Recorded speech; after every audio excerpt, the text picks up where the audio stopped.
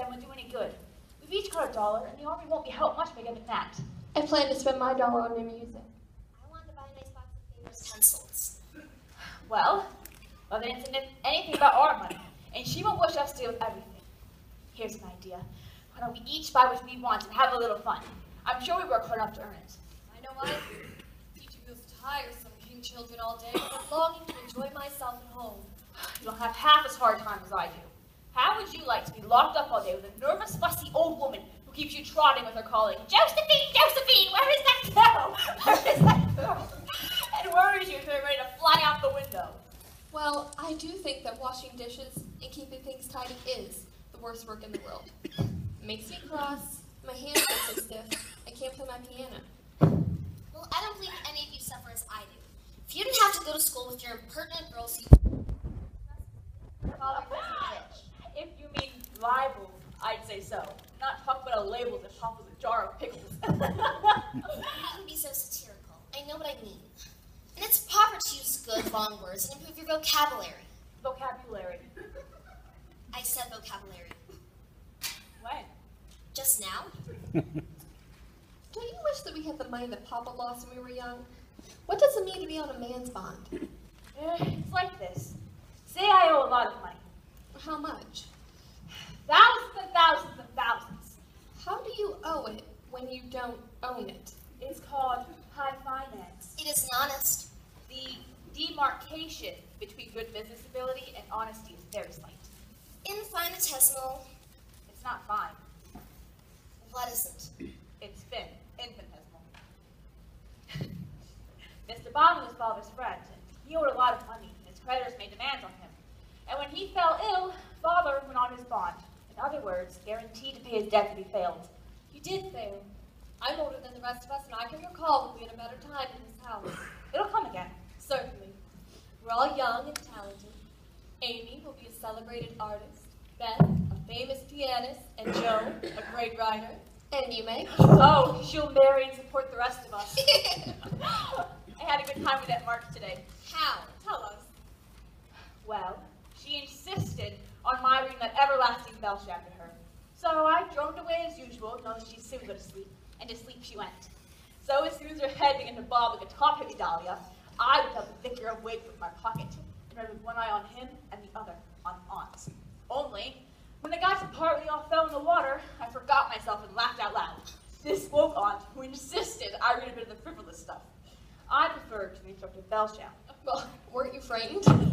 Scared to death. I read my very best, and she liked it well enough, though she always said, I don't understand it, child. Go back and read it.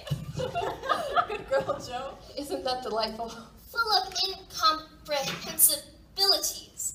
What happened then? Back I went, made it as interesting as I ever could. Though once I was wicked enough to stop in the filling spot and say meekly, I'm afraid to fight you, ma'am. Shall I stop now? What did she say? I'm frightened to hear. So exhilarating. Oh, I went back and read my very best. And she said, in her bleak way, through her specs, finish the chapter and don't be impertinent, miss. Did she hope she liked it? Oh, heavens, no. But when I went after my gloves, there she was, so hard to thicker that she could give me laughs that danced a jig in the hall. What a pleasant life she might have had if she only chose. I don't envy her much, in spite of her money. Rich people have as many problems as poor ones, I guess. That reminds me, I've got something to tell. It isn't funny like Joe's story, but I've thought about it all day. Is it something to do with the kings? When I arrived, everyone was in a flurry, and one child said her elder brother had done something terrible, and his father had sent him away. I heard Mrs. King crying, and Mr. King talking very loud. How inexplicable. Yes.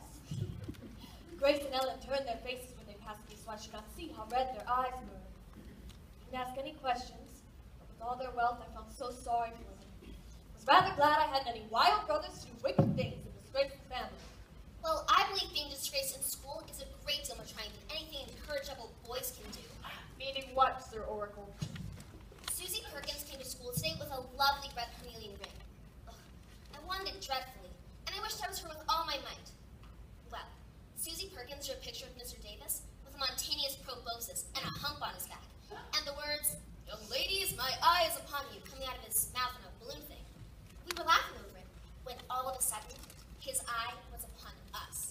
What did he do? What did she do? He ordered Susie to bring up her slate. The poor girl. Whatever did she do? She was paralyzed with fear, but she went. She had nothing else to do. What do you think he did? Spit on the slate. Joe! To rub it out. He took her by the ear. The ear! Oh, just fancy how horrid. And led her to the recitation platform and made her stand there with the slate like this. Made her stand there for everyone to see. Did you guys laugh after that? Laugh not one. They all sat as still as mice, and Susie cried copious quarts. I know she did. I'll wager you didn't envy her then. I felt a million carnelian rings wouldn't have made me feel better after that. I never should have gotten over such agonizing mortification. Well, I saw something that I liked this morning. What was it, Mouse? When I went to go get some oysters for Hannah, I saw Mr. Lawrence in the fish shop. Laura's grandfather, eh? He was just as grouchy as ever, but he didn't see me. I hid behind a barrel. Barrel of trouble. A poor woman came in with a pail and a mop and asked Mr. Connor if she could do some scrubbing for a bit of fish. Did Mr. Connor give her employment or disinterrogate her? He was in a hurry, so he said no, rather sharply. But then I saw Mr. Lawrence hook up a fish with the crooked end of his cane and hold it out to the woman, saying in his gruff way, "Go along, woman, and cook it."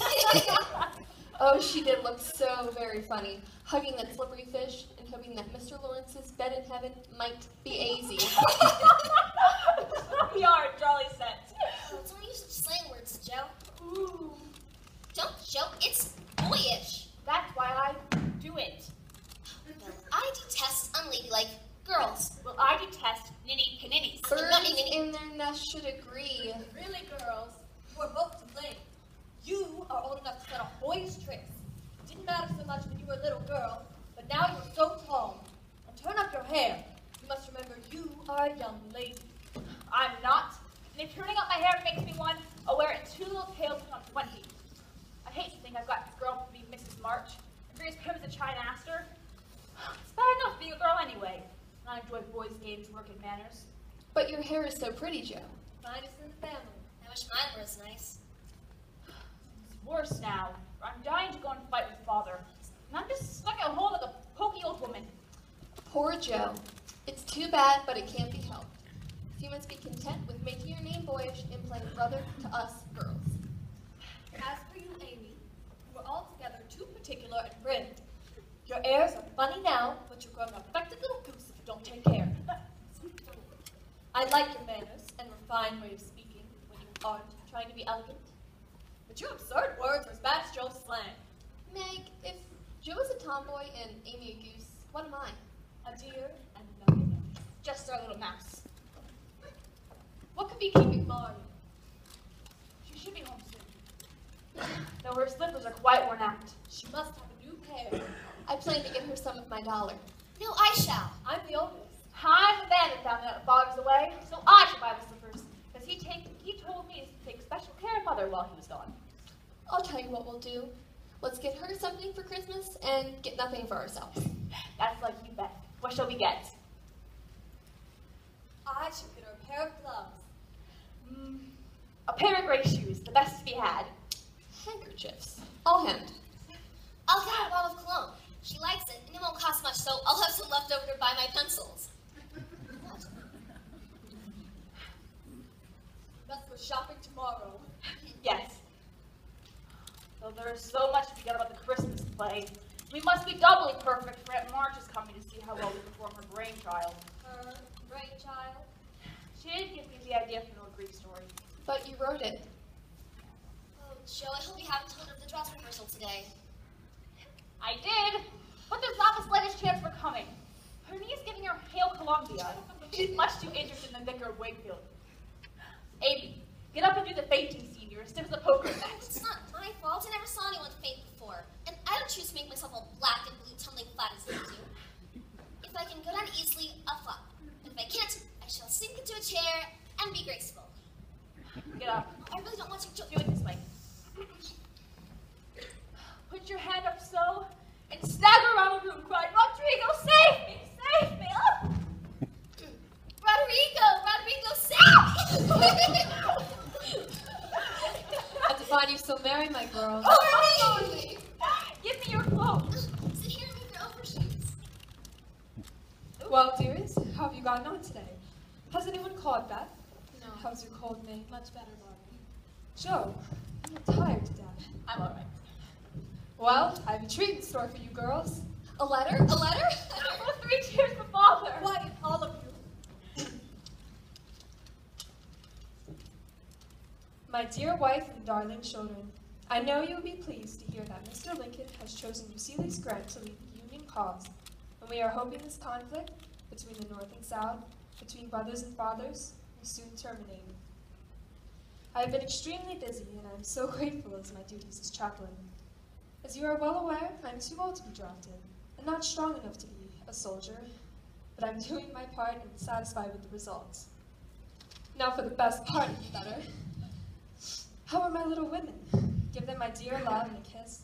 Tell them I think of them by day and pray for them by night, and find my best comfort in their affections at all times. A year seems very long to wait until I get to see them, but remind them that while we wait, we may all work, so that these hard days may not be wasted. I know they will remember all I said to them, that they will be loving children to you, will do their duties faithfully, fight their bosom enemies bravely, and conquer them so beautifully that when I come back to them, I may be ever fonder and prouder of my little women. I'm a selfish girl. But I'll truly try to be better so Father won't be disappointed in me. By and by. We all will. I haven't thought too much for my appearance, but I won't anymore if I can help it. Not tried, Brody calls me, a little woman, and I'll be rough and wild. I'll be that all that Father hopes for when the year comes round, for we all have a part to play in the scheme of things. I must play with you children. You, Marmee, you're always perfect. Why did you say that? Well, as I sat cutting out old blue flannel jackets at the roots today, I began to feel anxious about Father, for I thought how lonely and helpless we should be if anything were to happen to him. It was not a wise thing to do, but I kept on worrying until an old man came in with an order for some clothes. He sat down next to me. I began to talk to him, for he seemed cold, tired, and anxious. What'd you say to him, Marmee? Have you any sons in the army? Had he? 4, he said. 2 were killed, 1 a prisoner, and I'm going to visit the other who is sick in a Washington hospital. I said, what a great deal you have done for our country. Not a mite more than I ought. I'd go myself if I were in you seen as I ain't. I give my boys and I give them free. He spoke so cheerfully, seemed so sincere, and looked so glad to give his all that I felt ashamed of myself. I had given 1 man who thought it too much. He had given 4 without grudging them. I had all my girls at home to comfort me, and his last Sunday was waiting miles away to say goodbye to him, perhaps. So I packed him a nice bundle, gave him some money, and thanked him heartily for the lesson he had taught me. If you ever feel discontented, think over your blessings and be grateful. I'll take that advice. Me too. Well, girls, didn't you promise me a dress rehearsal for Christmas play? The stage is all set. Have you much to put on? Give us 5 minutes. Come on, Meg. What will you do, Marmee? Read Father's letter again. I'll get it.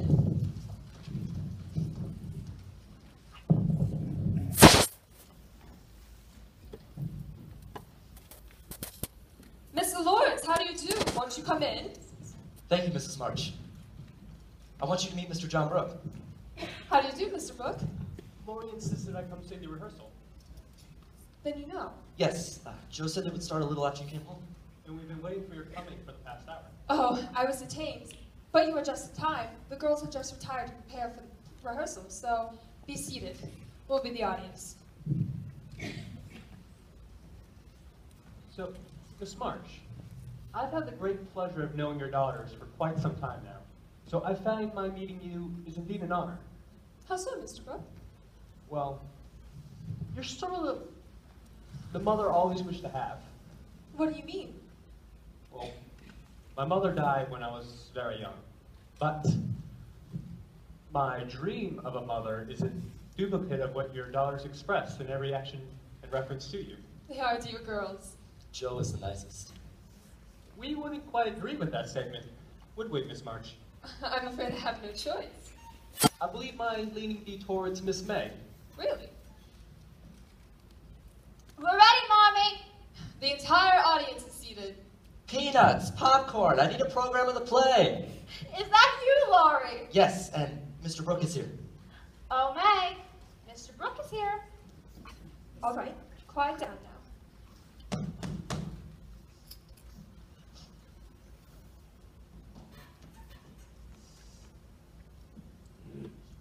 Hither from thine home, every spirit I bid thee come, born of roses fed on dew, charms and potions canst thou brew. Bring me here with elfin speed the fragrant philtre which I need. Make it sweet and swift and strong, spirits do not linger long. Hagar! Hast thou brewed the potion that will free me from this dastard Rodrigo? I'm encanting the spirits now. Well, dispatch with speed, my revenge must be appeased. Why is your hate so great for this Rodrigo? He is the rival for the hand of Zira, who dwells in yon castle.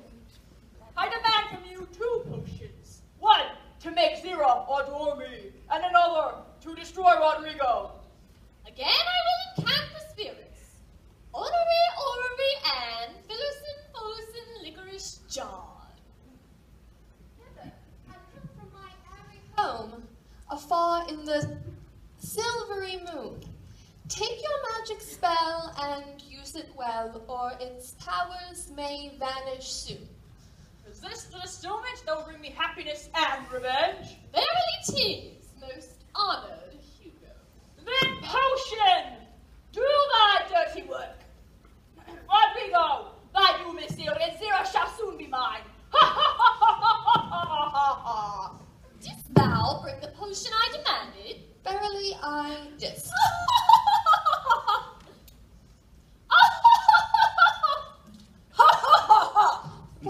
Why dost thou ha-ha too? To bring revenge upon his revenge!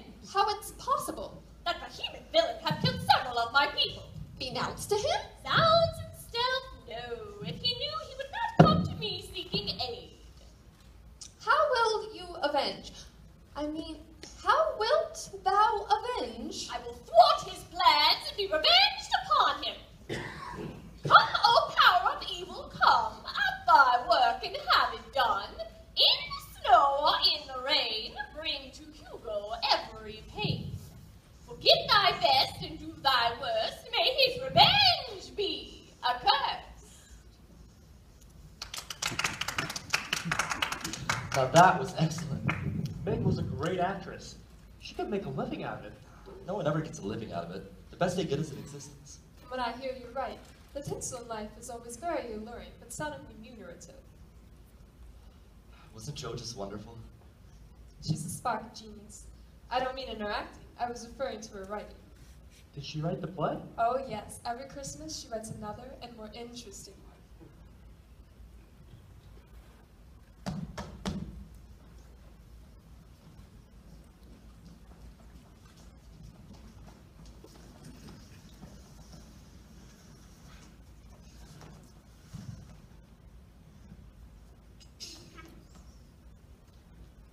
Ah, my beloved Zira, for many a moon has the moon in its o'er-browned sun since first our love was plighted.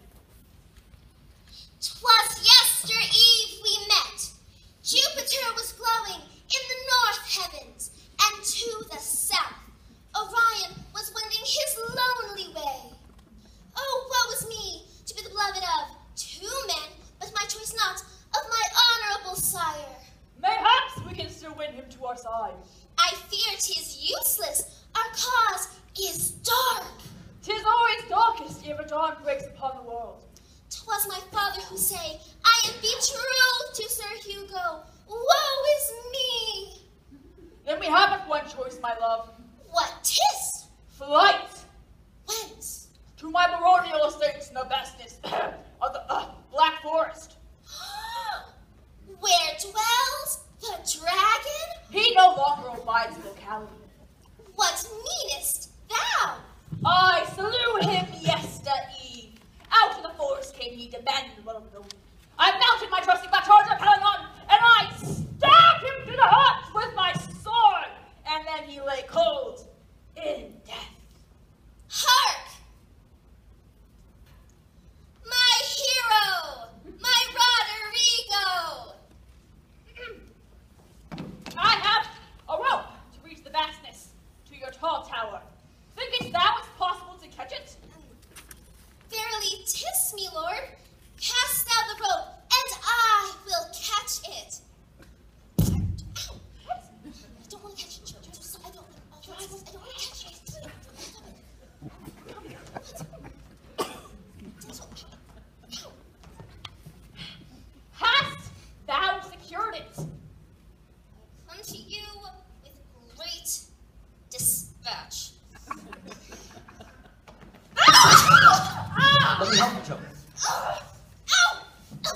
Amy. Of course I am. How are you hurt? I was on the bottom. Her feelings are hurt. I'm sorry, Amy. It was my fault. Now, that's the way all sisterly arguments should end. I'm proud of your attitude, Amy. At last someone is developing a level head in this topsy-turvy house. Why, Aunt March? I didn't know you were here. Did you ever appreciate my being anywhere? Did you see the play? I did. All of it. And I would advise a great deal of rehearsing an application if you intend presenting it Christmas Eve. It is in a deplorable state of imperfection. Aunt March, this is Mr. Lawrence. How do you do, young man? And my tutor, Mr. Brooke. Did you say, look, No, Brooke. Joe? You must be more positive and commanding as Sir Hugo, but more tender and loving as Rodrigo. Suit your actions to your words, and you might be possible as both characters. Now, Margaret, don't put so much character into your voice as Hagar the Witch. Amy, use fewer hand gestures and talk like a human being. Now, Beth, you must study your role. You don't know what you were talking about. So, how does it all end, Meg? Oh, this young lady's name is Margaret, Mr. Look. I'm sorry. Would you like us to finish, Marmee? Yes, I want to hear the finish, Joe. Miss Josephine. I'll tell you how it ends. The father interferes with the flight. The villain tries to get the hero to drink with him, but the witch has switched the drinks. And when Hugo drinks of the death-dealing distilment, he dies. Rodrigo then asks for the hand of Zira, but her father informs him he is too poor to offer a dowry. Rodrigo claps his hands, a page enters with bags of gold. The coins fall upon the floor, Zira is handed to her lover, and all ends well. How will you manage the drinking scene when Miss Josephine plays both Hugo and Rodrigo? I play Rodrigo in that scene. You girls are too versatile. I'll go, Marmee. Permit me to accompany you, Miss March. Why must they knock when the door's ajar? Joe, you were just scrumptious. Did you like it? Is that good? It's a telegram.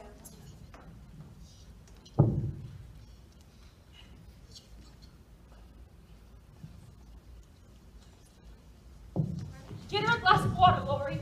Don't get it. Read it, Marmee. Your husband is very ill. Come at once. I must find the means to go to Washington. I'll see what I can do. Wait for me, Laurie.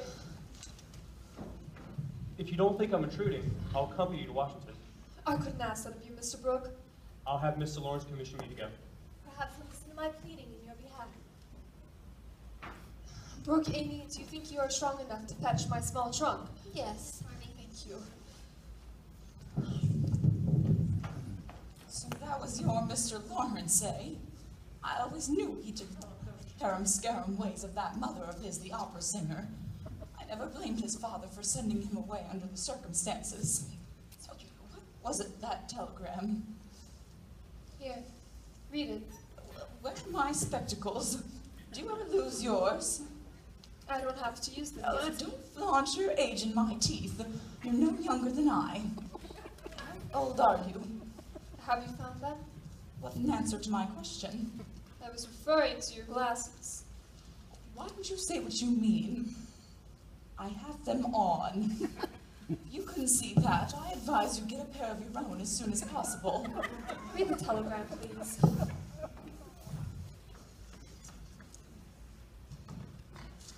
Just as I said, no brains in his head, running away to war at his age.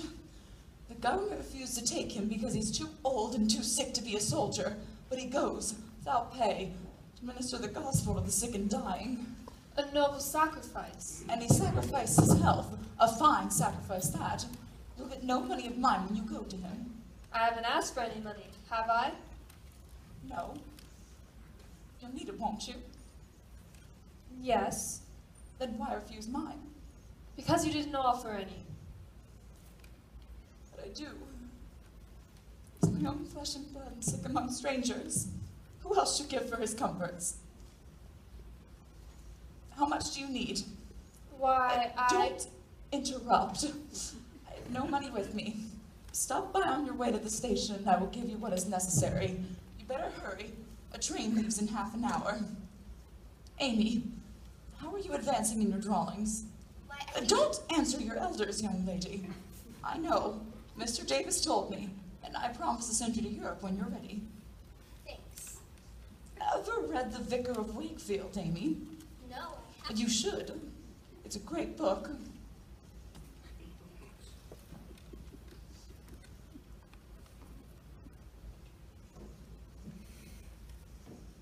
The dear soul. See what it means to live alone, my children. Take mother's advice. Marry some worthy man and make homes for yourselves and get more than selfishness out of life. Beth, will you pack a handbag for me? Yes, Marmee. Why should I like that, Marmee? God only knows. What if I'm like that? I don't think that's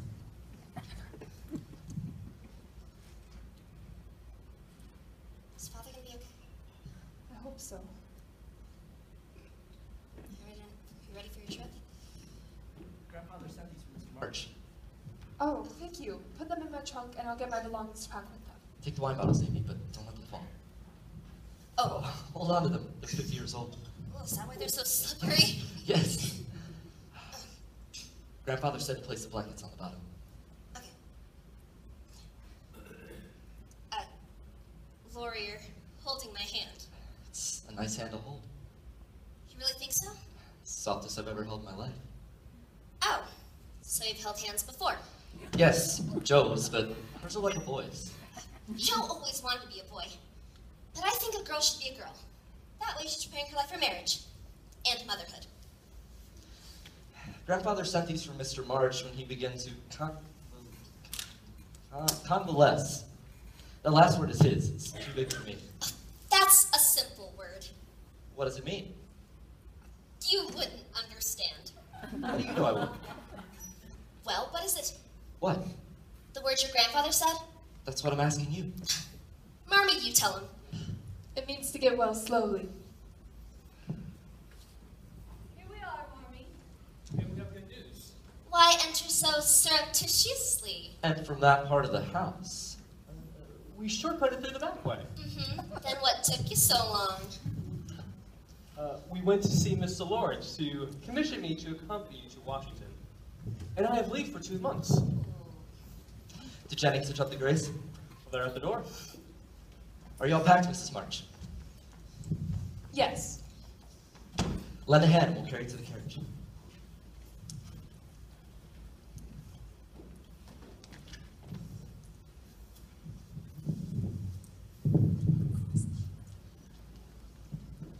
Marmee, this is my contribution to making Father comfortable and bringing him home. My dear, what is this? $25? Joe, I hope you haven't done anything rash. No, I haven't. I didn't beg, borrow, or steal it. I don't think you can blame me. I only stole what was my own. Your hair! Your beautiful hair! Oh, Joe, you're one beauty. My dear, there was no need of this. She doesn't look like my Joe, but I love her for it. It doesn't affect the fate of the nation, Beth. It'll go back. What made you do it? Well, I was wild for something for Father. Meg had given all her quarterly salary towards the rent.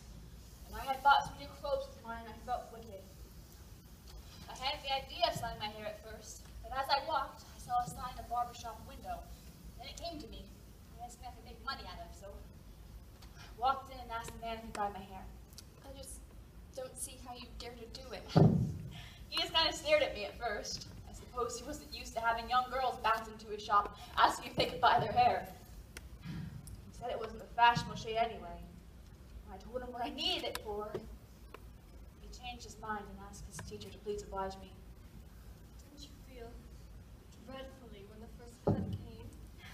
I took one long last look at my hair as the man got his shears, and that was the end of it.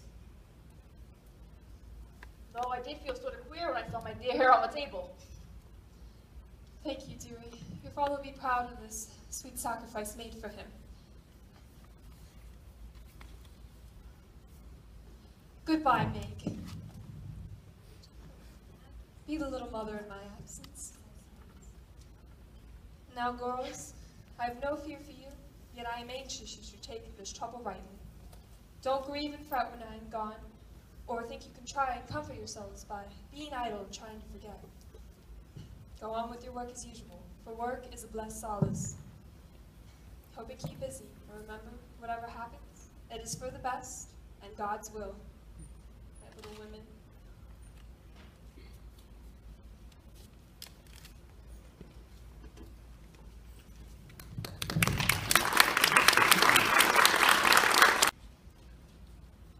What is it, Joe? Is it father? No, my hair. Oh. It'll grow back.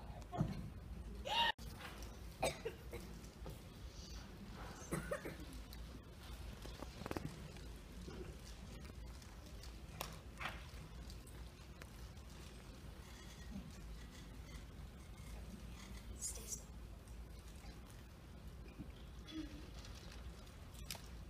Wouldn't it be wonderful if the castles that we made up could come true and we could live in them? I've made such quantities it'd be hard to choose which I'd have. That's your favorite. Which is it? If I tell mine, will you tell yours? Yes. If the girls will too. Of course. And our sweet little invalid. Now don't joke, Laurie. I'll be well soon. I was sure of that. I would have never said what I did. Go ahead, Laurie. Well, after seeing as much of the world as I want to, I'd like to settle in Germany and have as much music as I choose.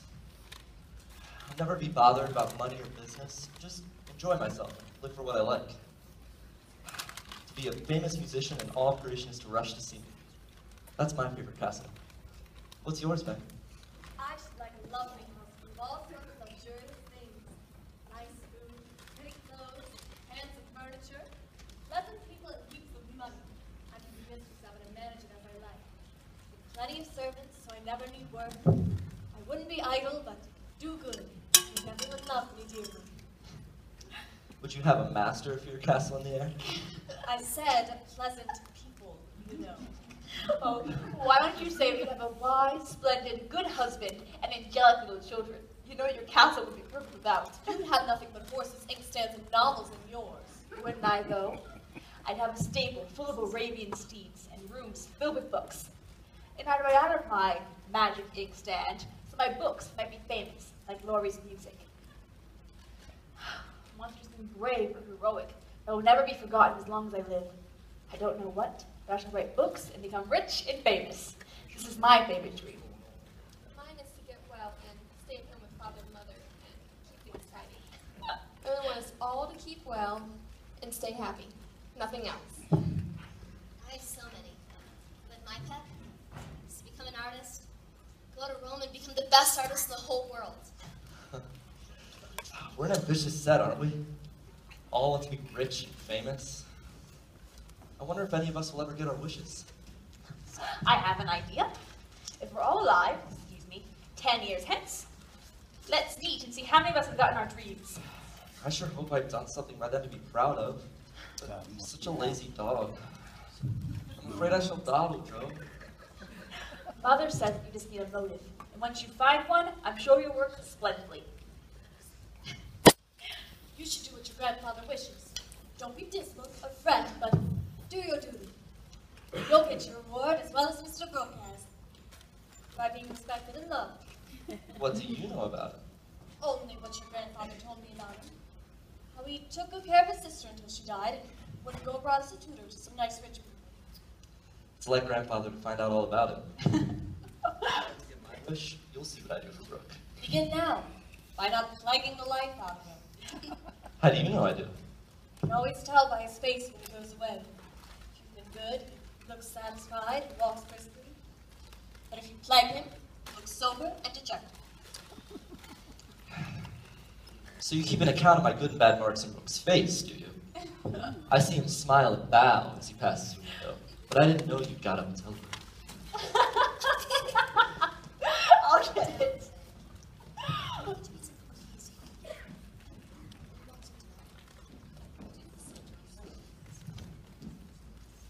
Mother and father! Father! It's father.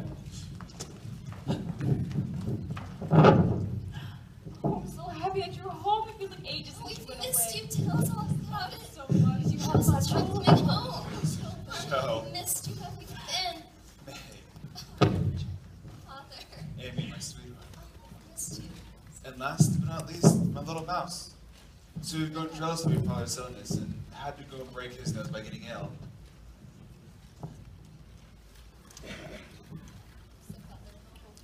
Mr. Brooke, how did you stand the trip? Splendidly. And your father was a great soldier all the way. And I know that you and him are doing things straight to each other. So I'm going to take Laurie along with me.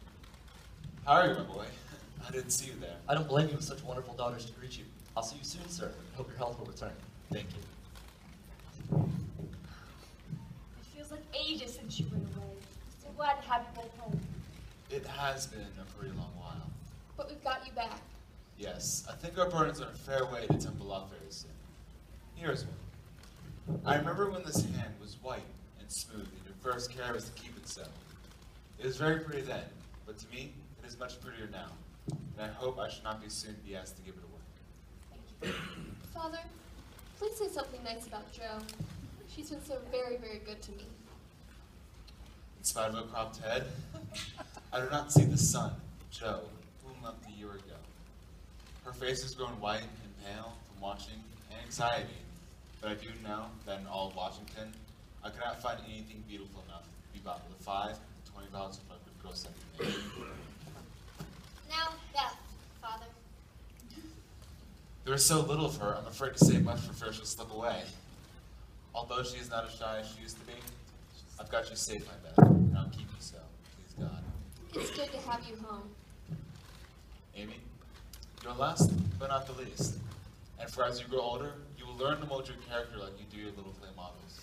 And I should be infinitely prouder of a lovable daughter with the talent to make life beautiful for herself and others than the talented artist. Thank you, Father. Well, girls, I think it's best if we take Father up to his room. Yes, maybe that would be best. Must tell us stories from Washington. Tell us about the Oh, I trip. will. How was it? Give me time. Okay. Marmee, so pleased that you're home, but I'm worried about something. Meg, How quickly you guessed. what is it? Well, it's a little thing, but it fidgets me. Tell me, dear. Last month, Meg looked a pair of gloves over the Lawrences, and we had forgotten all about it until Teddy told me that he saw it fall out of Mr. Brooks' pocket. And when he joked him about it, he owned that he liked Meg. He didn't dare say so because she was so young and he was so poor. Isn't that a dreadful state of things? Do you think Meg cares for him? Heavens, no. Well, I don't know anything about love and such nonsense. In the novels, the girls show up by fainting and blushing and growing fit and acting like fools. Meg doesn't do anything of the sort. She eats and drinks like a sensible creature, and she looks straight at my eye when I talk about that man. She only laughs a little when Teddy jokes about lovers. Then you fancy Meg isn't interested in John? Who? Oh, Mr. Brooke, I call him John now. We fell into it at the hospital. Oh, I know you'll take his part. He's been good to Father, and you won't send him away. Let him marry Meg if he wants to. Means him to go petting you and being kind to Papa just to wheel you into liking him. Now, dear, don't get angry, and I'll tell you how it happened. John was so devoted to Father that he couldn't help but grow fond of him. And he was perfectly open and honorable about Meg, for he told us he loved her, but would earn a comfortable living before he asked her to marry him. Just like him. Joe, I confide in you and don't want you to say anything to Meg. When I see them together, I can better judge of her feelings toward him. Oh, she'll see him in those handsome eyes she talks about, and it'll go up with her. She's got such a soft heart, it'll be like butter in the sun if anyone looks sentimentally at her. Joe, aren't you overdoing it? She likes John. And don't think it an ugly name. And she'll go and fall in love, and that'll be the end of peace and fun and cozy times together. Not the end, Joe, dear. I can see it now. They'll go loving about the house, and we'll all have to dodge. Meg will be absorbed, and no use to me anymore. Brooke will scrap the fortune somewhere and carry her off and make a giant hole in the family. Why aren't we all just born boys? Then they won't get any such bother. You don't like it, Marmee, and I'm glad of it. Let's send him on his way and not say a word of this to Meg. But I'll be happy together as we always have been. I did wrong to sigh. It is only right and natural that you should all go to homes of your own in time. But I do want to keep my goals for as long as I can. Wouldn't you rather have him marry a rich man? money is a good and useful thing. I hope my girls never feel the need of it too bitterly, nor be tempted by too much. I know from genuine experience how much happiness can be made in a plain little home where some privations give sweetness to the few pleasures in life. I'm disappointed, Meg. For I plan to have her marry Teddy by and by until the lap of luxury is off her days. I'm afraid Laura's hardly grown up enough for Teddy. Don't make plans, Joe, but let time and their own hearts meet your friends. I just hate to see things getting all snarled up. I want to pull here and a snip there and straighten it all out. Why can't wearing flat irons on our heads keep us from going up? And buds will be roses and kittens cats. Father's asking for you, Marmee. All right, thank you, Meg. What's Lord pulling his hair and beating his chest for? Oh, just showing how your John will go on by and by. Touching, isn't it? Don't say my John. It isn't proper or true.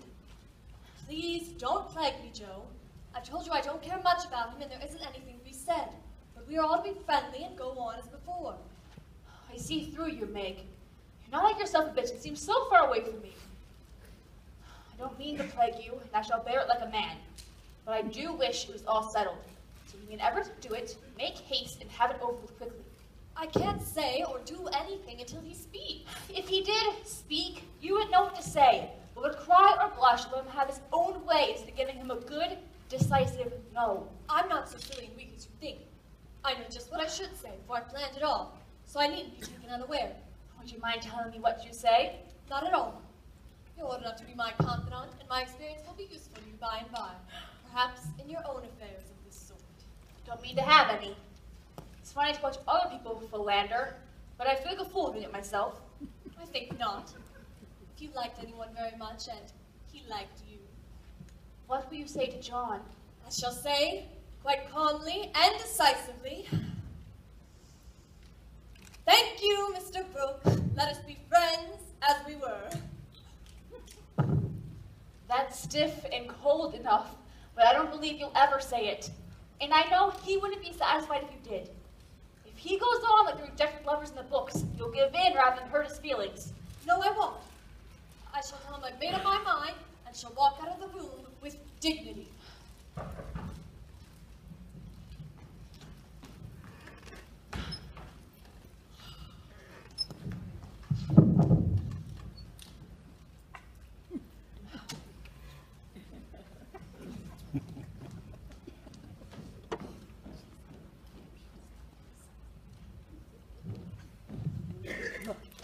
Good afternoon. I came to get my umbrella.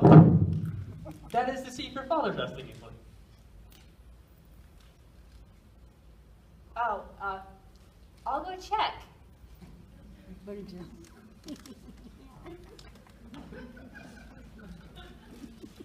Mother would like to see you. Pray sit down, I'll call her. Go.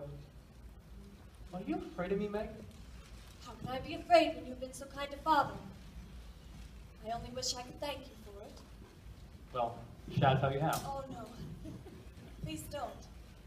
I won't trouble you, Meg. I just want to know if you care for me a little. I mean, I love you so much. I don't know. Will you try and find out? I can't go to work with any heart till I know if I'm to have my reward in the end or not. I'm too young. I'll wait. In the meantime, you could be learning to like me. Would it be such a hard lesson, dear? Not if I choose to learn it, but Please choose to learn it, Meg. I love to teach, and this is easier in that Latin or Greek. I don't choose. Please go away and let me be. Do you really mean that? Yes. I don't want to be bothered with such things.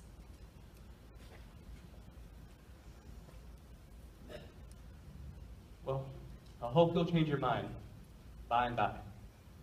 I'll wait and say nothing till I've had more time. Don't play me, Meg.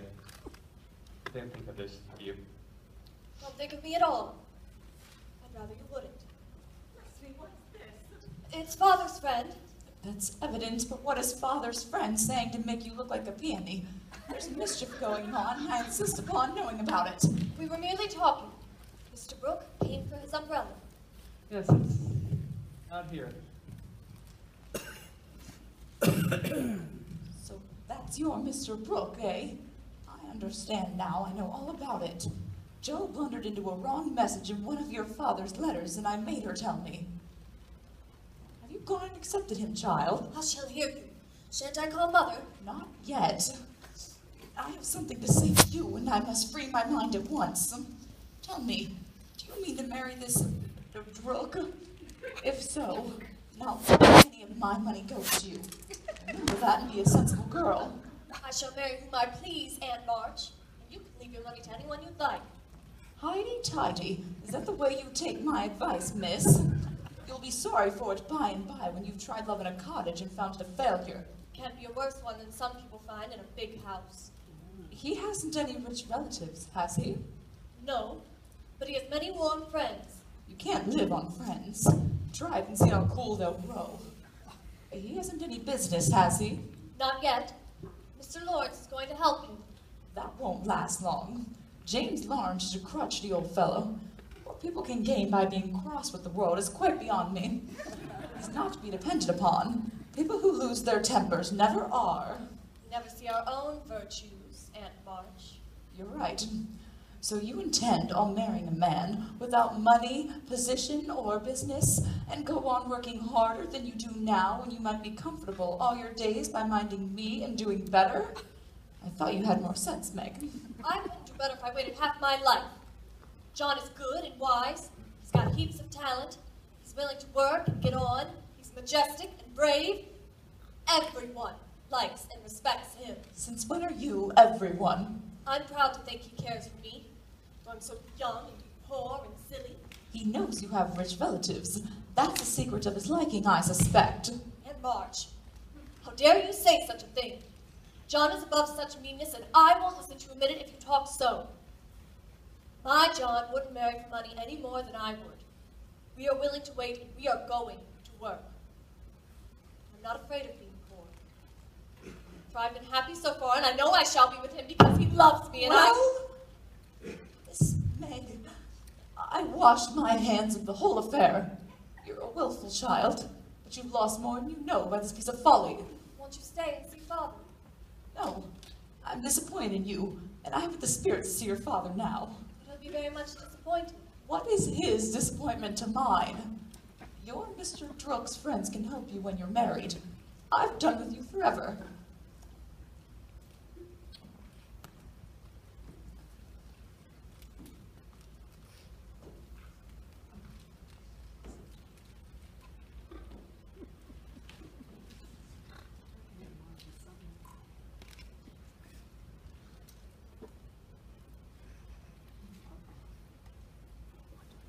I couldn't help hearing, Meg.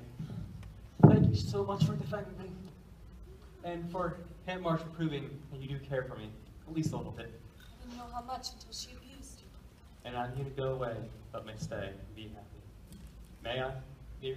Yes, John. This I see. Exactly what you see. Congratulations. Thank you. You're the first one to encourage us. You'll make the best couple in the land. Thank you. I knew Brooke would have it all his way. But I didn't. You always do. I would have failed if it wasn't for Aunt March. You mean she agrees? She was mean, but she didn't agree. I don't understand. I had prearranged to reject John.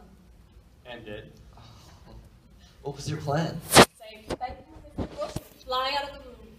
What did you say instead after you proposed? Yes, John, and flew into his arms. Oh, Mrs. March. At last a son has come into your home. I suspected it, but not quite so soon. Mother? My son. Marmee, nay. Come, Father will be pleased to hear this. Did you tell him? Yes. You told him no. No, I told him yes.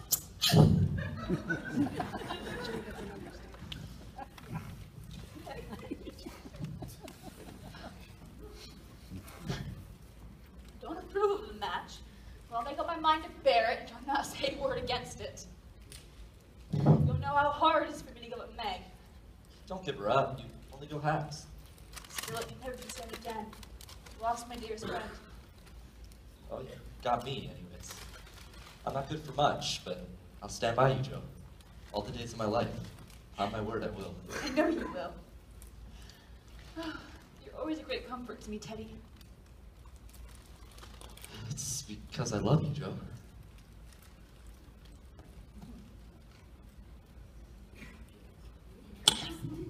No, Teddy, please don't. I will. And you must hear me. We've got to have it out, and the sooner the better for both of us. Say what you will, then I'll listen.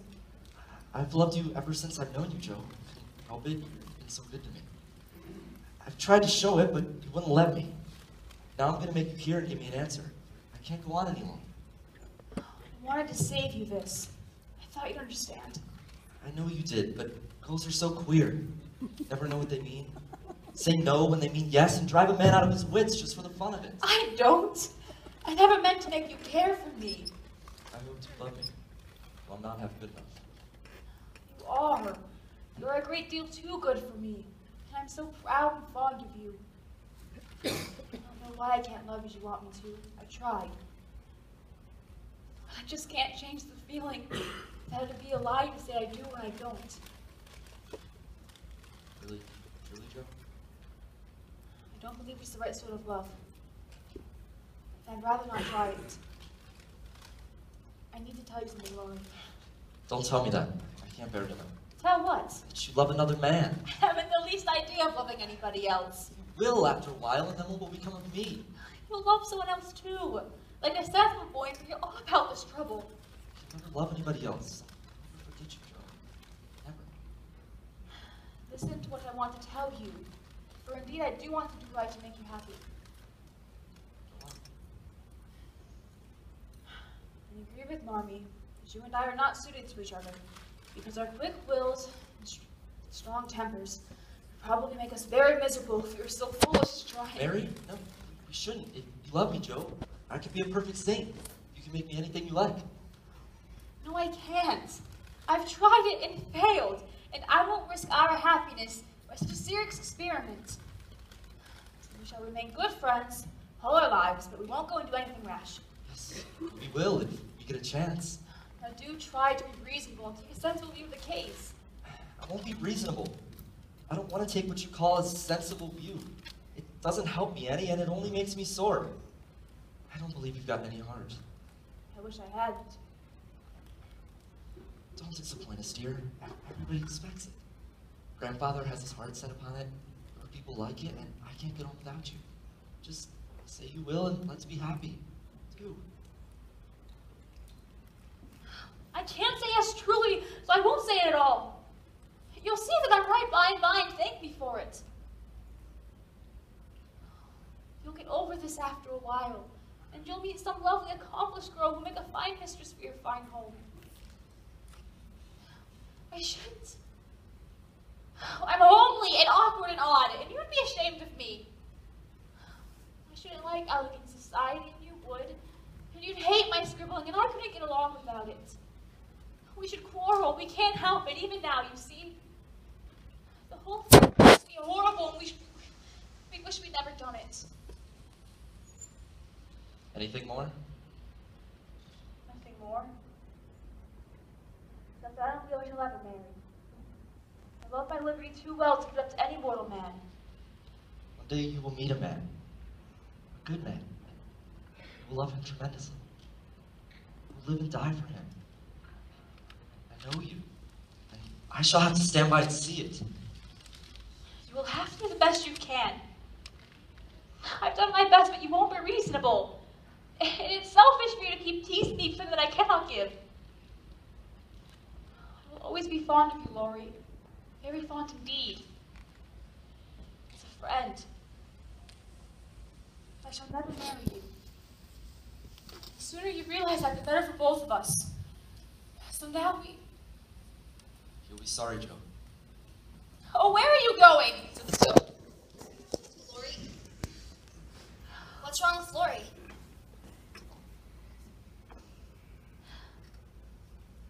He was foolish enough to propose to me. And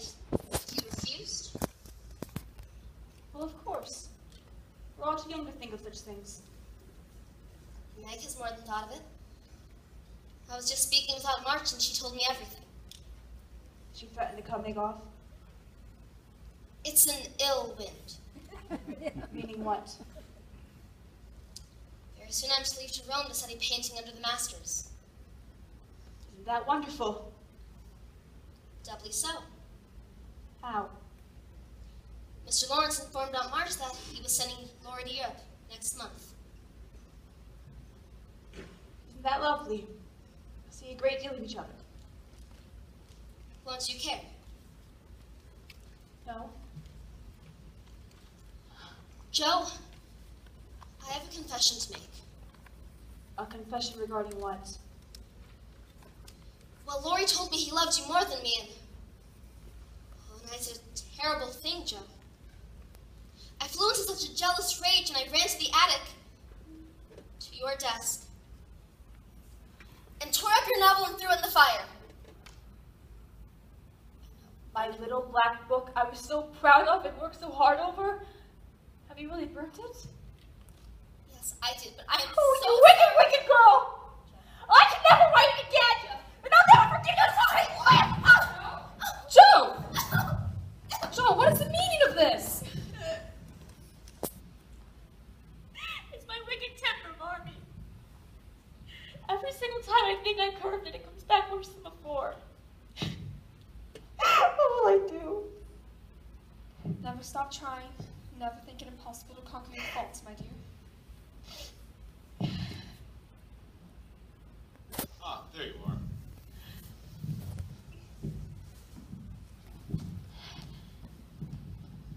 Lisa, we know how to navigate, don't we, little mouse? Yes, Father.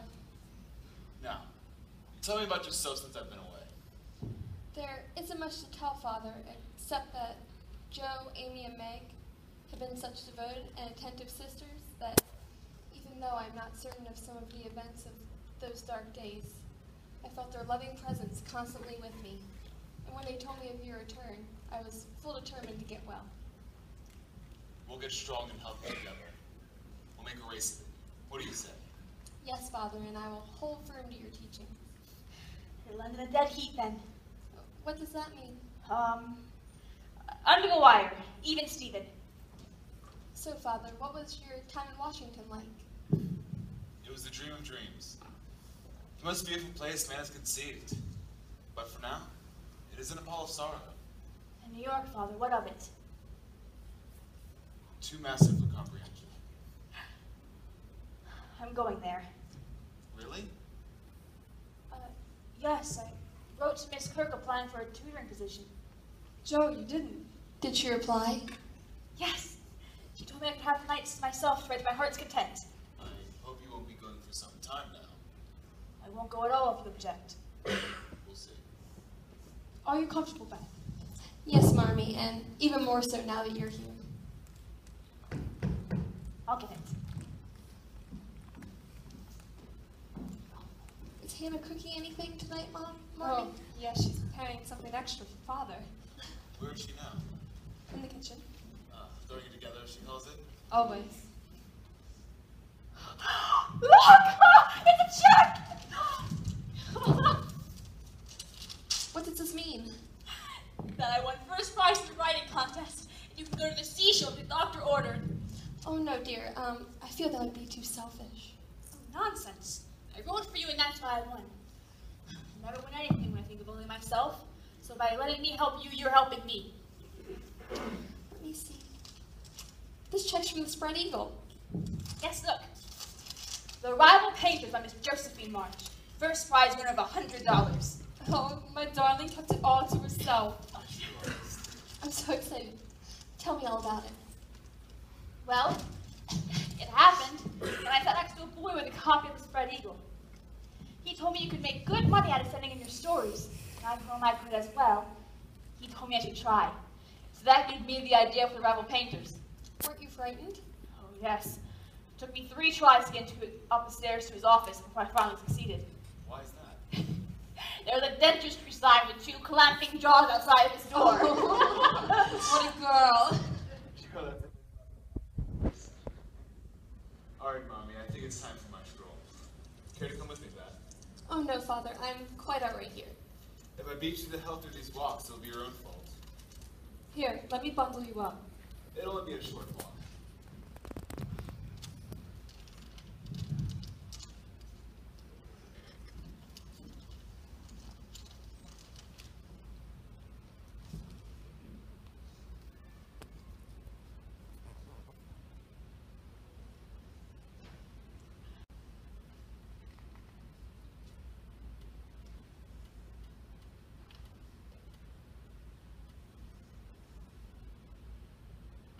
A certain selection and discretion must be used in producing a realistic effect, remarked Holmes. This is wanting in the police report, where more stress is laid perhaps upon the platitudes of the magistrate. I'll stop there, okay? Why don't you want to go to the seashore, Beth? I fear it'd be so far away from home. Here. Try to see it so, and don't be troubled about me, because it's best. Indeed it is. Is this what made you so happy when Father and Mother were returning? Did you feel it then and keep it to yourself? I gave up hoping then, but didn't like to own it. Tried to think it a sick fancy and wouldn't let it trouble any of you. When I saw you all so well and strong and full of happy plans for their return, I feared that I could never be like you. And I was miserable, Joe. Oh, Beth, and you didn't tell me? Why did you shut me out and bear it all alone? Sweet child, we're across so cheerfully. Perhaps it was wrong, but I tried to do right. I didn't know, and no one said anything, and hoped that I was mistaken. Didn't want to frighten any of you, and you were so happy with Laurie. He's fond of you too, Beth. He's so good to me, and I love him like a brother. You are all so dear, and loving that I hate to leave you. I try every day to get better. I want to so much. I'm full of hope in the morning, but every evening I lose a little and I shall never get it back. Life is like a tide, Joe. Struggles to get to the flow, enjoys its brief moment of achievement. But when it turns, it goes out slowly and it can't be stopped. It shall be stopped. Your tide should not go so soon. Beth, I can't let you go. I'll work and pray and fight against it, and I'll keep you instead of everything. It can't be too late. It is not for us to judge or condemn. We must leave it to the God and nature and Father and Mother of us all. They alone teach and strengthen hearts and spirits for the life to come. It's hard to say I'm glad to go, for life is so very good to me. But you'll tell the others, won't you, Joe? I've heard that the ones that love us the most are often blindest to such things. I don't want any secrets, and it's kinder to prepare them. Meg has John to comfort her. Laurie will comfort Amy, but you must stand by Father and Mother. Won't you, Joe? I can, Beth. But I'm going to think it a sick fancy and I'll let you believe it's true. I don't know how to express myself, and shouldn't to anyone but you, because I can't speak out to anyone but you. I feel that it was never intended for me to live long. Beth, please! I only mean to say, I feel that I was never like you. I never made any plans about what I'd do when I grew up. Never thought of being married, as you all did. Didn't see myself as anything much. But you were always the one going away. Now, I'm the one moving ahead. But I know I shall be homesick for you, even in heaven. Oh, Beth. We've had happy times together, haven't we, Joe? Yes. And I know my tide will go out easily if you help me. Now, take me to my room.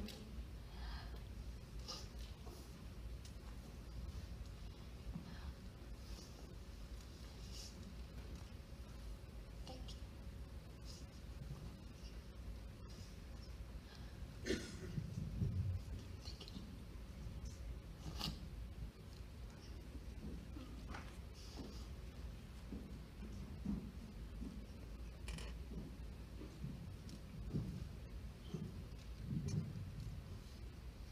back to her room. This is going to be a very interesting race for home.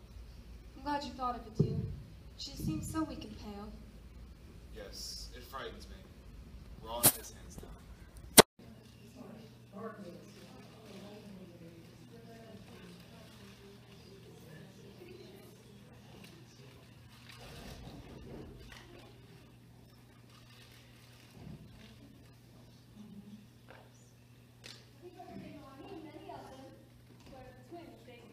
John is following with them.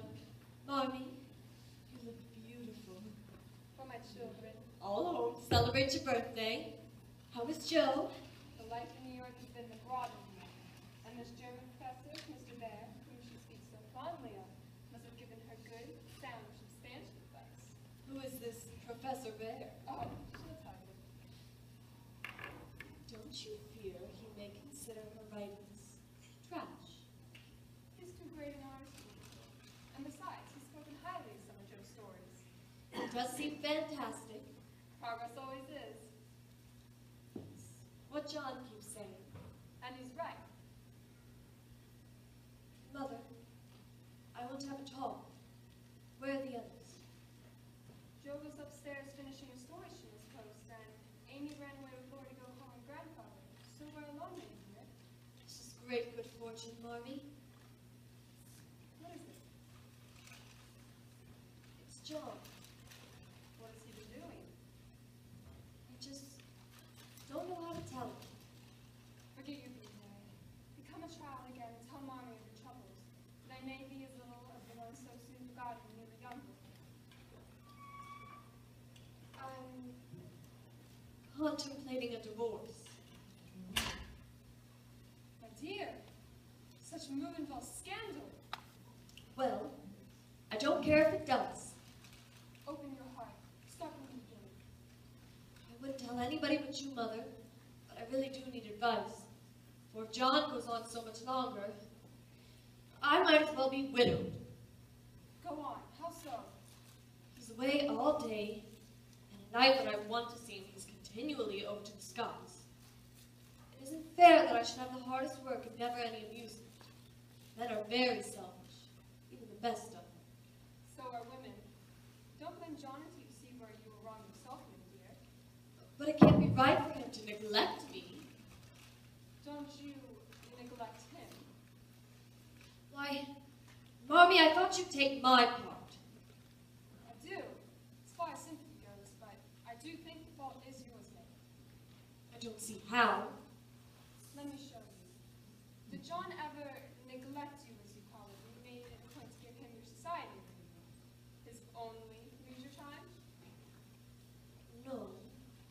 But I can't now with two babies to tend. I think you could, and I think you ought. Why, I'm dumbfounded. May I speak quite freely? Only you remember, it is mother who blames as well as mother who sympathizes. Very well. Speak to me as if I were little Meg again. I often think I need teaching more now that those babies look to me for everything. You are only making the same mistake that most young wives make. Forgotten your duty to your husband and love for your children. Children should draw you near together, not separate you, as if they were all yours and John had nothing to do but support them. I've seen it for some weeks, but have not spoken, feeling it would come right in time. I'm afraid it won't. As long as it goes home. It isn't home without you. You were always in the nursery. Ought not to be there. Not all the time. Don't neglect your husband for babies. Don't shut him out of the nursery, but teach him how to help in it. The children need him. Let him feel he has his part to do. What do you advise? Well, I let John have more to do with the management of both them needs. The girls need some fatherly training. Go out, Nora. Keep cheerful as well as busy. For you are the sunshine maker of the house, and you get dismal. There is no fair weather. I understand.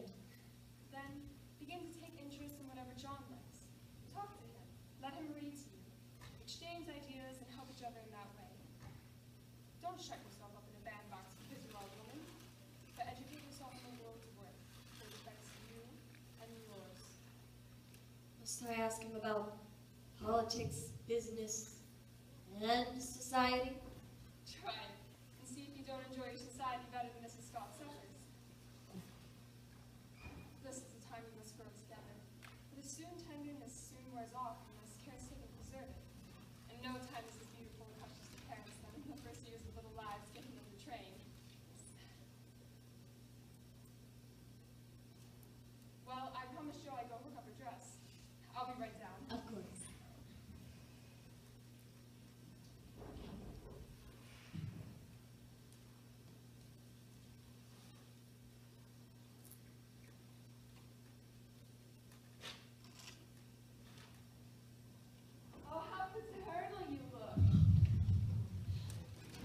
dear. You look so hot and tired. Oh, how sweet and innocent they look. You should have heard them a few minutes ago. You don't think they need... It's not that. A pin struck Daisy, and she started to yell, and Demi got angry and wanted to show her she could scream her down. Here, let me hold them. Don't break them. I've handled babies before you were born. But not twins. Here comes the grandma. I'll put you on my bed.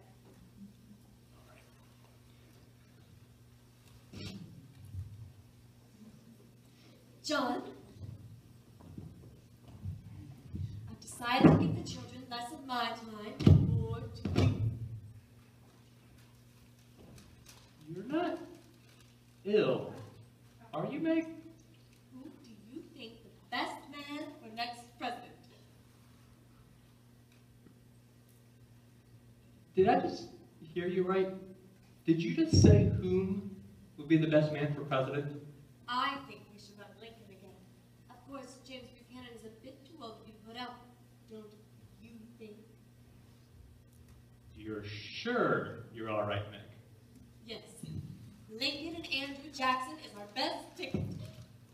Johnson, not Jackson, dear. Vice president's names don't really matter. It might as well be Smith. Quite right, my dear. Oh, we must have Mrs. Johnson over to dinner sometime soon. What does she like best, steak or chicken? I've never really noticed. Then we'll have both. What's come over you, Meg? Nothing, John. I'm not ill, nor am I mad. I just opened my heart to Mother. And she advised you to ask a bunch of silly questions. No. She advised me to take an interest in the subjects you like best. I know nothing about politics or world subjects, but if you promise to teach me, I promise to learn. Well, no one has, or ever will, learn politics, my dear. But I promise to teach you all I know. I have several interesting books I'd like to read aloud to you. And we can go back to being Meg and John again. John, Meg.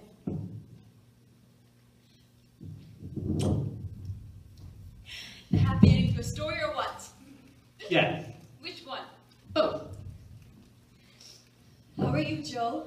It was indeed wonderful of you to come visit Mother on her birthday. I hear your train was late. Oh, yes. A cow sat in the middle of the tracks and refused to move. Every passenger had a hand at it, but Mrs. Cow wouldn't budge. How did you get her off then? I did my famous imitation of a cat. Oh, no. No. That's okay. I either aroused her motherly instincts or frightened her into moving. Then the train moved, eh? Yes, So you've become a great writer. I'm afraid so. Why that tone of voice? Well, you know what they say about writers. We're all absent-minded. Could you imagine me getting to the point where I'd buy Marmee present and run off without it? Did you tell her yet? No. I wrote to my neighbor, Professor Bhaer, to send him my post. And if he, too, doesn't forget, it should get here before lunch. Well, your train just arrived a few minutes ago. I can go see if it's arrived. Oh, that's fine. A walk would do us good. So, Joe, New York? Really? All the children are wonderful. Joe, you darling! Oh, hey!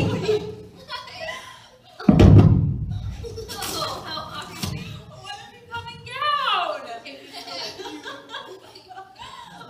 Joe, Laurie. Look at you. dear Joe. Oh, don't be jealous, Amy. Oh, I'm not in the least. You had him for 3 years in Europe.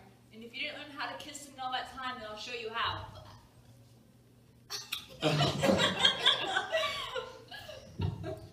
Excuse me, Monsieur. Professor Bhaer,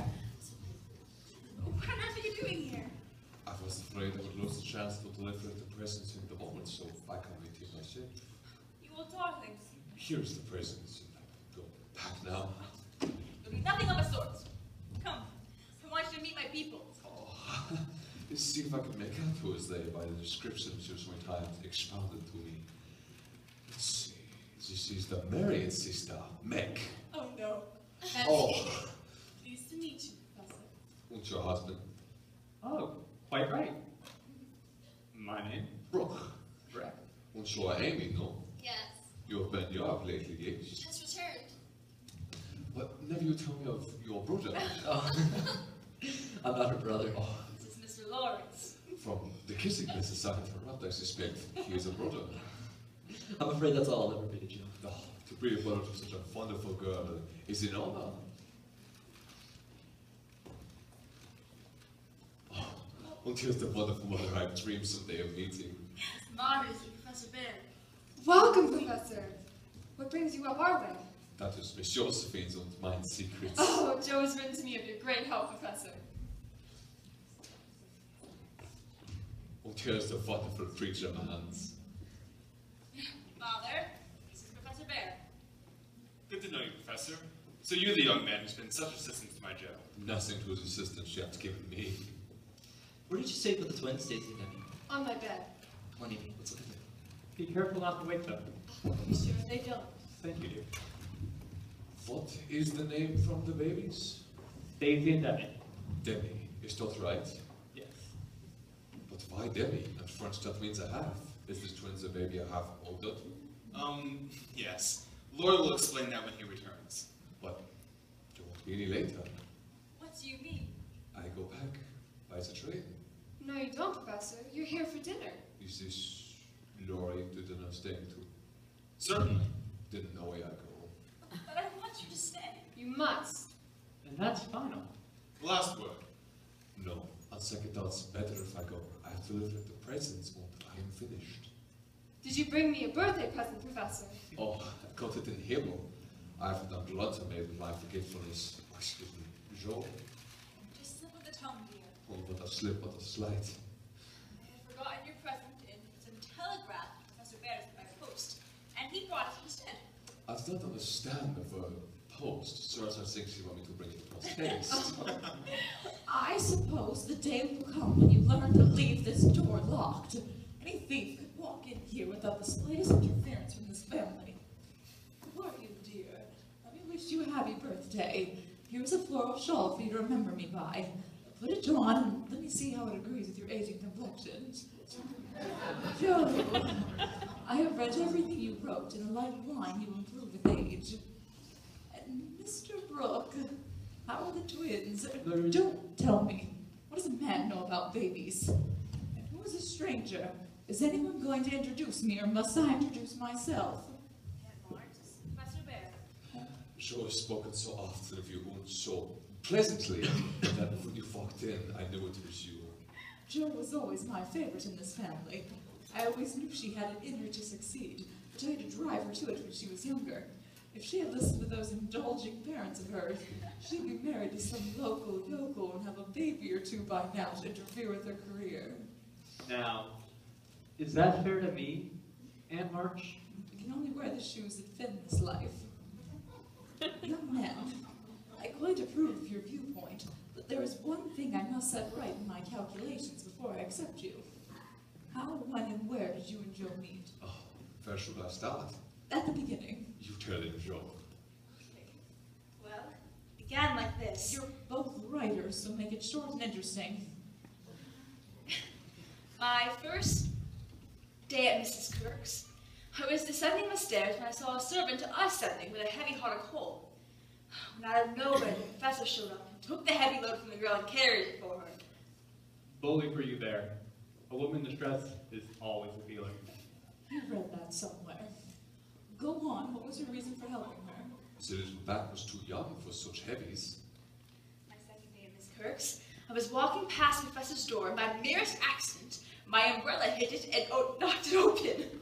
I stood there and nothing but my dressing gown on. Big blue sock in one hand and darning needles in the other.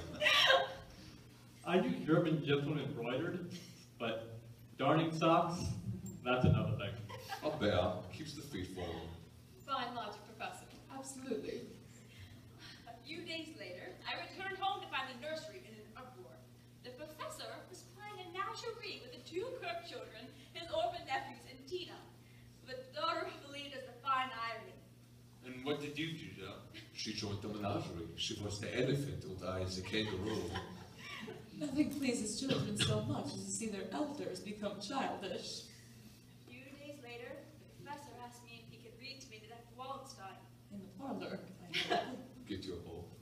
Only he was unaware that Tina had placed a cocked hat on his head. She starts laughing at the most solemn part and I say to her, Miss March, why are you laughing at my face? Have you no respect for me that you go on so bad? Then I told him of the hat. And we laugh and laugh, getting all about poor Schillinger. Only our merriment was short-lived. For the hat was made out of a weekly volcano. The newspaper I told my trash stories to. But I don't know to guess it yet, so I lambast the paper and the stories in it. And I, seeing the errors of my ways, forsook trash writing. And so now, any success of mine is all due to a paper cocked hat. Hopefully a dumb cap. Well, welcome to this family, young man. You and I have made something of this girl. I hope we make more. Do you remember my telling you how we used to play postbox when we were children? Oh, for hours you'll have me laughing at dumb jokes. Still out in the old tree if you'd like to go and see it. Of course. Come on. Before you go, Professor, I would like to show you some pictures of the girls when they were younger. Professor is interested in children, remember? Always have been and will be interested in them. See, here they are. Excuse, together we all laugh later. Do you have any pictures of little Jo? No, Jo when she was little? Here she was when she was 3. Oh, she's don't change much. What do you mean? You grow out, not up. Out where? In the face. And this is you, Miss March. You're much more beautiful now than you were then. She is pretty now. She was much more beautiful back then. I did not know her then, so she's more beautiful to me now. Thank you, Professor. This is May, and this is Amy. And who is this angelic child? Our Beth. Oh, Jo tells me of her and how you all love her, and how she gives a devotion to all of you until the very end. Yes. She... Excuse me. Sorry. It's not your fault. I always hate tears. Oh, Professor, you're a writer, correct? Yeah, I can show you all the works of literature we have in the back. that would be great. By original Dickinson.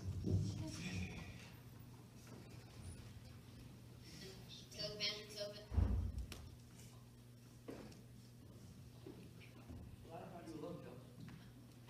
It's the first I have been in hours. Did you want to be alone? Well, alone with someone. The professor? My family seems to think that because he can't speak English too well, he needs to be entertained. Joe, I have a great surprise for you. You're always full of them, Teddy. Joe, I'm no longer a single man. You've gone and gotten married. Yes, please, but I never will again. Oh, what dreadful thing will you go and do next? A characteristic, but not exactly a complimentary congratulation. Well, get off your knee and tell me all about it. Come on, fess up, Teddy. How good it sounds to hear you call me Teddy. No one ever calls me that but you. You still haven't told me who you married. Can't you guess? Not Amy. What an excellent guess who you are. And what did she call you? My lord. You look it. I'm afraid you belie your exalted position. Don't I look a married man and the head of a family? Not a bit. You've grown bonier and scrawnier, but you're still the same scrape-face as ever. Really, Joe, you ought to treat me with more respect. How can I? When the mere idea of you settle down and married is so funny,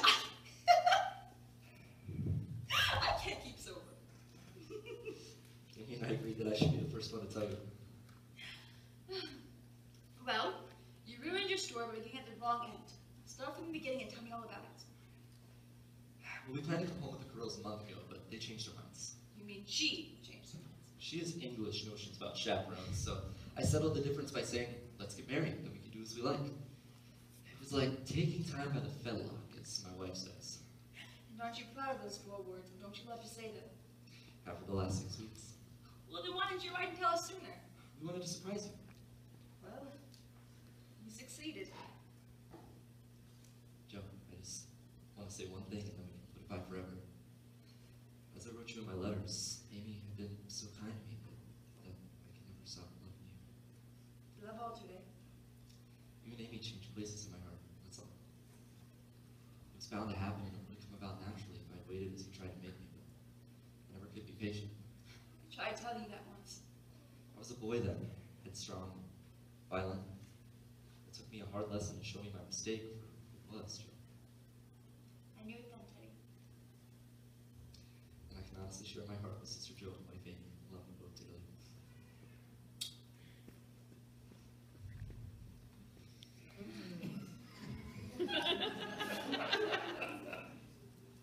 Do you believe it and go back to the happy old days when we first knew one another? Of course. But don't you think up to the others? Capital idea. You called Aaron, I'll call here. Mommy, Father! Mr. and Mrs. Brooke. Do you want Amy? You'll learn how badly soon. What is it, Joe? Laurie has a surprise for you. What's going on? I want you all to meet my wife. Oh, Amy, why didn't you tell us sooner? Give them room to breathe.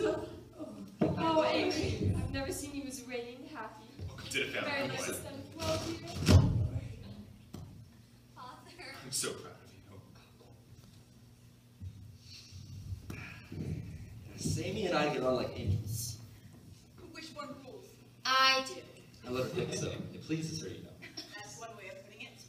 But by and by, we'll take turns, for marriage halves one's rights and doubles one's duties. Ever I should live to see you become a hen-pecked husband. Amy is too well bred to do that, and I'm not the sort of man to submit to it. Amy and I respect each other and ourselves too much to ever tyrannize her quarrel. Didn't I say something like that once? I know I did. Yes, sir. My wife and I were I'll be planning. silent. Shoes. Is this late is your wife? Yes, Professor. My wife and I were planning. Oh. My heartiest congratulations, my friend. Joe, why you not tell me this? I just found out myself. You make yokes with me, Joe? Oh no. My wife and I thought it would be the surprise of surprises. Oh, those kind of surprises are either welcome or disastrous. See, I prefer to acquaint people of mine actions. Is that why you sort of dropped in on us today? Stop it. Oh, fair. Look, Does- our trunk should be arriving at the house. Come, Papa. What you call him? Papa? Can that be so? A little premature, eh, Professor? What did you bring, Amy? Oh, Meg, all sorts of fancy French things. Oh, you'll adore it. It's cute, lacy, fluffy, perfect for the twins, especially Daisy. She'll love the pink. What did you get, Laurie? Loads and loads of things. Not cute, lacy, and fluffy, I hope. Certainly not. Come, Father, let's see the women's dresses. You go on ahead. I'll stay here and entertain the professor. Don't you think the professor would prefer younger company? Oh, don't call Mr. Marsh so old. See? But you've always loved women's dresses. Since when have I... Right. Especially when they're white, lacy, and fluffy. Don't go so.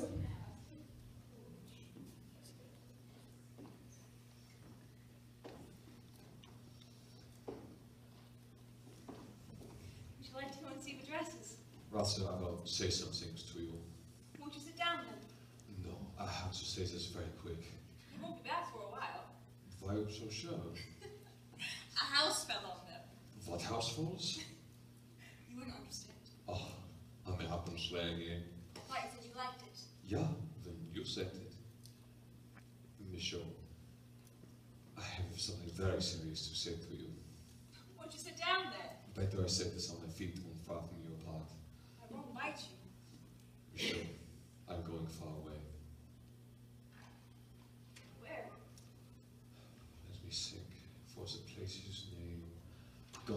Chillicothe, Ohio. And what are you going to do there? Teach German. Doing that with great success in New York. But in Chillicothe, I got the chair. You have 6 in this courtroom. But as a chair of the university, I'm going to be one of the faculty. When are you leaving? As soon as I pack, then I get back. I'm sorry. I miss you a lot. We've been good friends now.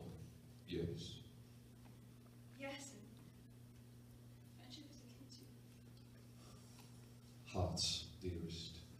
Why you cry? Because you're going away. Oh my God, this is too good. That I'm crying or you're going away? Both. Oh. Michelle, I came to see if you could care for me among your people's old friends. I wanted to be sure I was not wrong. And you found. Go on. Michelle, can you make a little place in your heart for old Fritz? For me a little, please. Little places got to be big places. You were saying. Michelle, it comes to the place, the moment. Yes, the place, the moment. The moment which restores youth on the old, beauty on the plain, and wealth on the poor. And gives human hearts a foretaste of heaven. Hey, Friedrich. No one speaks my name since Nina dies. So you loved before. Give my first love to her. Who was she? She was Mina's sister, but you, Mina Leibschener, dear Echte Liebe, dear Beste. Just don't sound sentimental. They are the sweetest I've ever heard. Why did you not say all this before? You spoke of this Laurie so sweet from the mouth. I have much fear he's in your heart very deep. She was, but now I have only love for my wife. We're catched.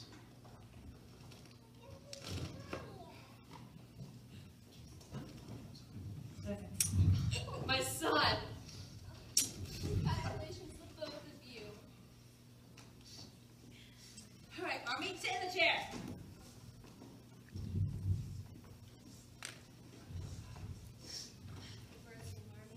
Thank you.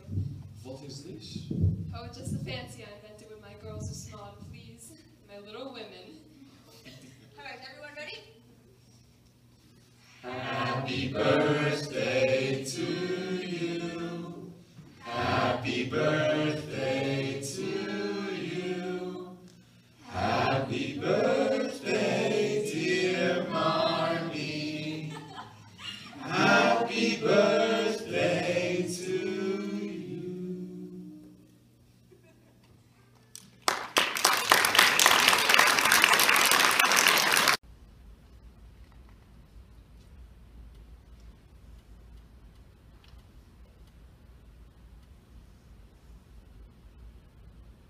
A certain selection and discretion must be used in producing a realistic effect, remarked Holmes. This is wanting in the police report, where more stress is laid perhaps upon the platitudes of the magistrate. I'll stop there, okay? Why don't you want to go to the seashore, Beth? I fear it be so far away from home. Here. Try to see it so, and don't be troubled about me, because it's best. Indeed it is. This is what made you so happy when father and mother were returning? Did you feel it then and keep it to yourself? I gave up hoping then, but didn't like to own it. Tried to think it a sick fancy and wouldn't let it trouble any of you. When I saw you all so well and strong and full of happy plans for their return, I feared that I could never be like you. And I was miserable, Joe. Oh, Beth, and you didn't tell me? Why did you shut me out and bear it all alone? Sweet child, we're across so cheerfully. Perhaps it was wrong, but I tried to do right. I didn't know, and no one said anything, and hoped that I was mistaken. Didn't want to frighten any of you, and you were so happy with Laurie. He's fond of you too, Beth. He's so good to me, and I love him like a brother. You are all so dear and loving that I hate to leave you. I try every day to get better. I want to oh so much. I'm full of hope in the morning, but every evening I lose a little and I shall never get it back. Life is like a tide, Joe. Struggles to get to the flow, enjoys its brief moment of achievement. But when it turns, it goes out slowly and it can't be stopped. It shall be stopped. Your tide should not go so soon. Beth, I can't let you go. I'll work and pray and fight against it, and I'll keep you in spite of everything. It can't be too late. It is not for us to judge or condemn. We must leave it to the God and nature and the Father and Mother of us all. They alone teach and strengthen hearts and spirits for the life to come. It's hard to say I'm glad to go, for life is so very good to me. But you'll tell the others, won't you, Joe? I've heard that the ones that love us the most are often blindest to such things. I don't want any secrets, and it's kinder to prepare them. Meg has John to comfort her. Laurie will comfort Amy, but you must stand by Father and Mother. Won't you, Joe? I can't, Beth. But I'm going to think it is sick fancy, and I'll let you believe it's true. I don't know how to express myself, and shouldn't to anyone but you, because I can't speak out to anyone but you. I feel that it was never intended for me to live long. Beth, please! I only mean to say, I feel that I was never like you. I never made any plans about what I'd do when I grew up. Never thought of being married, as you all did. Didn't see myself as anything much. But you were always the one going away. Now, I'm the one moving ahead. But I know I shall be homesick for you, even in heaven. Oh, Beth. We've had happy times together, haven't we, Joe? Yes. And I know my tide will go out easily if you help me. Now, take me to my room.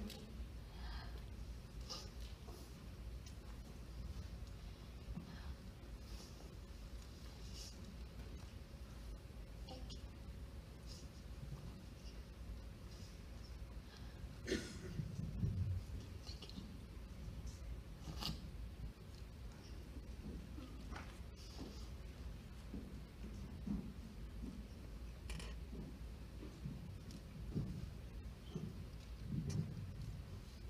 Beth, go back to her room. This is going to be a very interesting race for health. I'm glad you thought of it, dear. She seems so weak and pale. Yes, it frightens me.